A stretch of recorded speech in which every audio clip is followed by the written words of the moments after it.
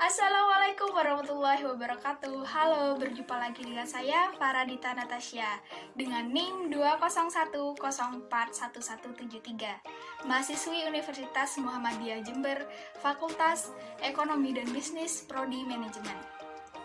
Di video kali ini, saya dan teman-teman saya, yakni kelompok 2, akan mempresentasikan tentang desain produk kemasan, yang dimana presentasi kali ini itu termasuk pada mata kuliah manajemen operasional dengan dosen pengampu Insinyur Dr. Budi Eko Satoto, Magister Manajemen. Sebelum kita membahas tentang desain produk kemasan, saya mempersilahkan teman-teman saya untuk memperkenalkan diri terlebih dahulu.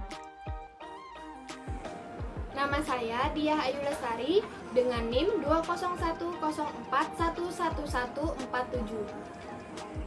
Saya Kiki Arista Wahyu Nimpias, NIM 2010411153. Nama saya Muhammad Safiro Putra Setia, NIM 20104112550. Nama saya Tri Sultan Mulyares Cahyana, NIM 2010411161. Nama Rizaldo Ahmad Fareza, NIM 2010411167, Prodi Manajemen. Definisi kemasan. Apa itu definisi kemasan? Desain kreatif yang mengaitkan bentuk, struktur materi, warna, citra, tipografi, dan elemen-elemen desain dengan informasi produk agar produk dapat dipasarkan. Fungsi kemasan ada dua, yaitu fungsi protektif dan fungsi promosional. Fungsi protektif yaitu sebagai perlindungan produk agar tidak rusak atau cacat, sedangkan fungsi promosional digunakan untuk sarana promosi. Tujuan dasar dari desain kemasan mampu menjadi penghubung yang baik antara produk dan pemakai. Kemasan harus memiliki daya tarik pada bentuk, bagian luar, dan warna sehingga mampu menarik mata pelanggan dan merangsang tindakan yang mengarah ke penjualan. Langkah-langkah awal yang harus diperhatikan dalam proses desain kemasan yaitu komposisi, warna kemasan, bentuk desain kemasan, dan proses. Kemasan.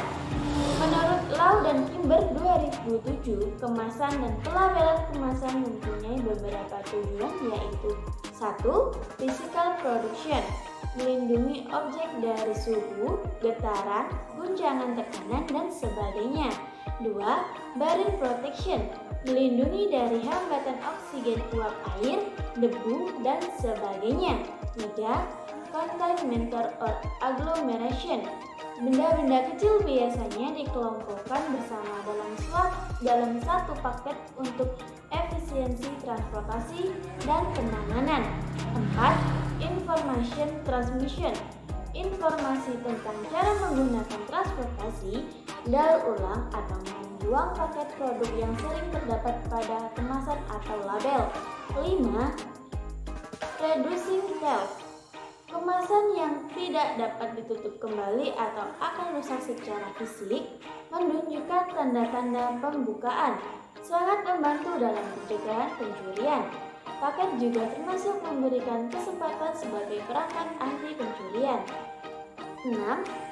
Convenience, fitur yang menambah kenyamanan dalam distribusi, penanganan, penjualan, tampilan, pembukaan, kembali penutup, penggunaan, dan digunakan kembali. 7. Marketing, kemasan dan label dapat digunakan oleh pemasar untuk mendorong calon pembeli untuk membeli produk.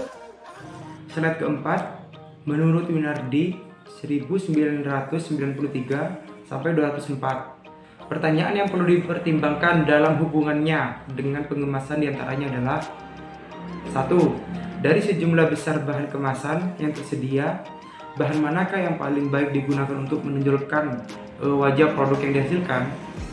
Nah, yang kedua, warna, desain, bentuk serta ukuran kemasan yang harus digunakan rancangan sebuah kemasan yang dapat mempermudah penggunaan produk oleh konsumen. Yang ketiga, apakah dapat dirancang sebuah kemasan dilihat dari fungsinya sehingga kemasan itu dapat dipakai untuk tujuan lain setelah barang yang ada dalam kemasan itu habis dikonsumsi. Yang keempat, pertimbangan perancangan kemasan untuk momen tertentu, misalnya untuk hadiah ulang tahun dan momen tertentu lainnya. Slide kelima, langkah-langkah dalam mendesain kemasan, yaitu pertama, menentukan tujuan pemosisian merek, dan yang kedua melakukan analisis kategori produk, yang ketiga melakukan analisis kompetitif, yang keempat mengidentifikasi atribut atau manfaat merek yang menonjol, dan yang terakhir kelima menentukan prioritas komunikasi. Selanjutnya adalah jenis-jenis kemasan. Jenis-jenis kemasan itu dibagi menjadi 3. Yang pertama adalah berdasarkan struktur isinya. Berdasarkan struktur isinya itu dibagi menjadi 3. Yang pertama adalah kemasan primer, yaitu bahan kemas langsung mewadahi bahan pangan. Contohnya adalah kaleng susu, botol minuman, dan lain-lain. Yang kedua adalah kemasan sekunder, yaitu kemasan yang fungsi utamanya itu untuk melindungi kelompok kemasan lainnya. Contohnya adalah kotak karton untuk wadah kaleng susu, kotak kayu untuk wadah buah-buahan yang dibungkus, dan sebagainya. Yang ketiga adalah kemasan tersier dan kuarter, yaitu kemasan yang diperlukan untuk menyimpan, pengiriman, maupun identifikasi. Kemasan tersier ini pada umumnya digunakan untuk pelindung selama pengangkutan. Jenis kemasan yang kedua itu berdasarkan frekuensi pemakaiannya. Nah, ini dibagi menjadi 3, yaitu yang pertama adalah kemasan sekali pakai atau yang disebut dengan disposable, yaitu kemasan yang langsung dibuang setelah 1 kali pakai. Contohnya adalah bungkus plastik, bungkus permen, bungkus daun, karton dus, maupun makanan kaleng. Yang kedua adalah kemasan yang dapat dipakai berulang kali atau multi-trip. Kemasan jenis ini pada umumnya tidak dibuang oleh konsumen, akan tetapi dikembalikan lagi pada agen penjual untuk kemudian dimanfaatkan ulang oleh pabrik. Contohnya adalah botol minuman dan botol kecap. Yang ketiga adalah kemasan yang tidak dibuang atau semi-disposable. Kemasan ini biasanya digunakan untuk kepentingan lain di rumah konsumen setelah dipakai. Contohnya adalah kaleng biskuit, kaleng susu, dan berbagai jenis botol. Kemudian jenis kemasan yang terakhir itu adalah berdasarkan tingkat kesiapan pakainya. Nah, ini dibagi menjadi 2. Yang pertama adalah kemasan siap pakai, yaitu bahan kemas yang siap untuk diisi dengan bentuk yang telah sempurna sejak keluar dari pabrik. Contohnya adalah wadah botol, wadah kaleng, dan lain-lain. Yang kedua adalah kemasan siap dirakit, yaitu kemasan yang masih memerlukan tahap perakitan sebelum pengisian. Nah, misalnya kaleng dalam bentuk lempengan dan silinder fleksibel, wadah yang terbuat dari kertas, foil, ataupun plastik. Bentuk-bentuk harus dapat menyentuh perasaan dan lembut. Penampilan dari suatu kemasan sangat berpengaruh terhadap penjualan produk. Biasanya penampilan dilihat dari tata letak, desain keseluruhan antara teks dan gambar. Tren. Saat menciptakan suatu desain kemasan perlu juga diperhatikan tren yang ada dan berlaku saat itu. Suatu desain kemasan yang kelihatannya ketinggalan zaman bisa kehilangan penjualannya. Tata letak desain, keseimbangan, penataan unsur-unsur agar mencapai suatu kesan visual yang menyenangkan. Titik pandang, menonjolkan salah satu unsur untuk menarik perhatian lawan. Penggunaan warna yang sangat berbeda untuk menarik perhatian. Perbandingan ukuran yang serasi, panjang, lebar, besar kecil, tebal tipis, alunan. Penataan antara merek, logo, ilustrasi, teks, dan tanda lainnya agar mudah dibaca. Warna. Kemasan ada 2 prinsip warna yang mempengaruhi fungsi warna dalam pengemasan suatu produk, yaitu warna kemasan harus mewakili produk yang dikemas. Warna kemasan harus memiliki daya tarik visual dan memberikan sumbangan yang besar pada proses pemasaran. Ada 8 faktor yang mempengaruhi desain kemasan. Di antaranya yaitu adalah pertama, perilaku konsumen, kedua, kompetisi, tiga, faktor ekonomi, keempat, isu-isu sosial budaya, kelima, teknologi, keenam, isu-isu hukum, ketujuh, proses produksi, dan yang terakhir atau yang kedelapan adalah saluran distribusi.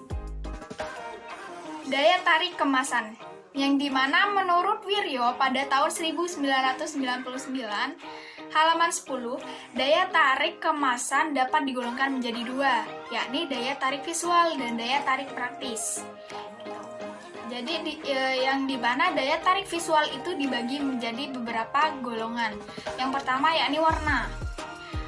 Warna adalah suatu mutu cahaya yang dapat dipantulkan dari suatu objek ke mata manusia. Warna terbagi dalam kategori terang atau muda, sedang, gelap, atau tua.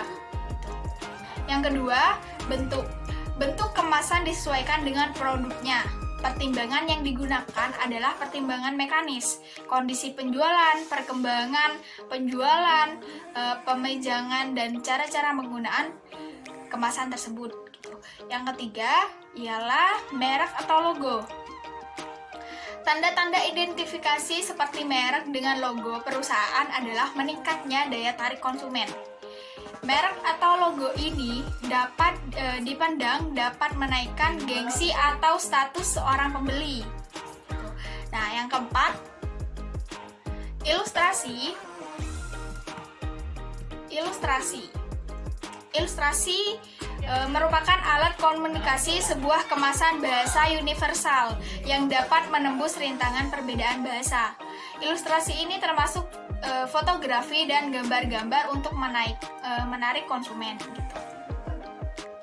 Yang kelima, topografi, di mana topografi adalah teks pada kemasan yang berupa pesan-pesan kita untuk menjelaskan produk yang ditawarkan sekaligus menyerahkan konsumen untuk bersikap dan bertindak sesuai dengan harapan produsen.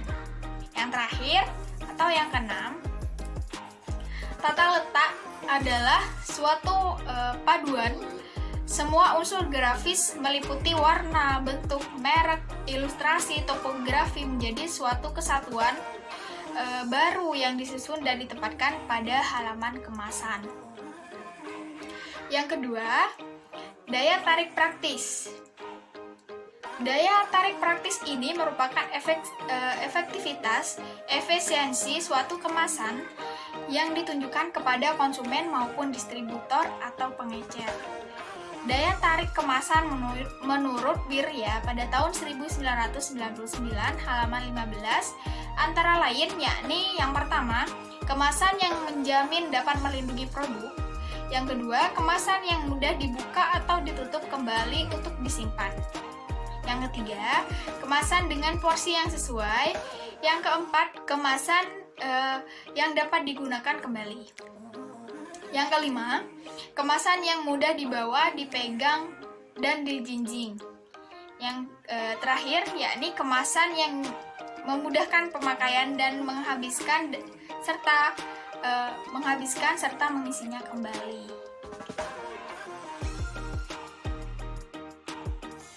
Sekian dari kelompok kami, yakni kelompok 2. Dan jika ada dari kalian yang tidak paham atas apa yang kami presentasikan, bisa kalian tanyakan di kolom komentar. Dan jika ada salah kata dari kelompok kami, itu adalah kekurangan dari kelompok kami. Dan jangan lupa buat kalian di like, di subscribe, dan di share ke teman-teman kalian. Semoga materi yang kami sampaikan kali ini bisa bermanfaat untuk kalian semua. Sekian dari kami. Wassalamualaikum warahmatullahi wabarakatuh. Jangan lupa untuk like, comment, comment and subscribe. dan subscribe